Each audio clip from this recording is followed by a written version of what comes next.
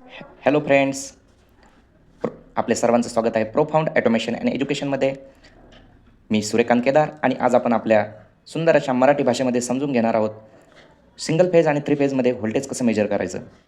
मी एक बेसिकली तुम्हाला समजून सांगण्याचा नक्की प्रयत्न करत आहे. तरी सर्वांनी आपल्या चॅनलला सबस्क्राईब करा, बेल आयकॉनवरती क्लिक करा, जेणेकरून मी नवीन नवीन व्हिडिओ तुम्ही केलेल्या सपोर्टवरती बनू शकेल. सोपं आहे. आपल्याकडे जर सिंगल फेज सप्लाय असेल, हा सिंगल फेज सप्लाय आहे, यामध्ये एक फेज आहे, दुसरा एक न्यूट्रल आहे. सर्वांच्या घरामध्ये तसंच इंडस्ट्रीमध्ये सगळीकडे सिंगल फेजमध्ये हा सप्लाय आपण वापरतो. आता जर मला सिंगल फेज सप्लाय जर मेजर करायचा असेल तर तो मी मल्टीमीटरवरती कसा करणार? सिंपल आहे. आपल्याकडे मल्टीमीटर कन्सिडर करा, हा मल्टीमीटर आहे. मल्टीमीटरला पहिलं तर आपण ए सीवरती सिलेक्ट करून घ्यायचं. सिलेक्ट ए सी सप्लाय. लक्षात ठेवा, याला दोन प्रोब असतात.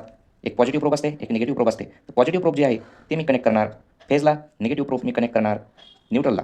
हा आहे फेज, आहे न्यूट्रल.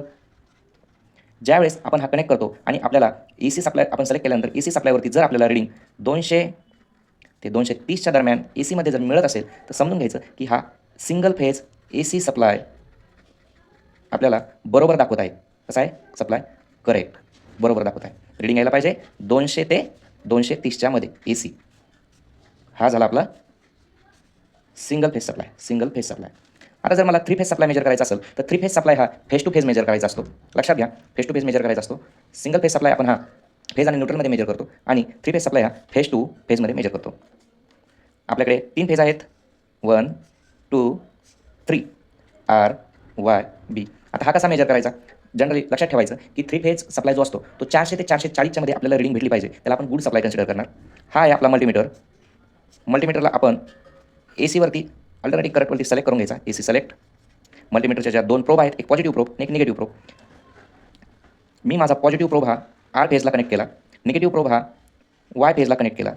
तर फेज टू फेज जो सप्लाय येणार आहे, जी रीडिंग येणार आहे ती आपल्याला 400 ए सी टू 440 ए सीच्या मध्ये भेटायला हवी आहे. आयदर ती 410 असू शकते, 415 असू शकते, 420 असू शकते, 430 असू शकते किंवा ॲव्हरेज 440ही असू शकते. अशी जर रीडिंग आली तरी हा आपला ए सी सप्लाय करेक्ट आहे.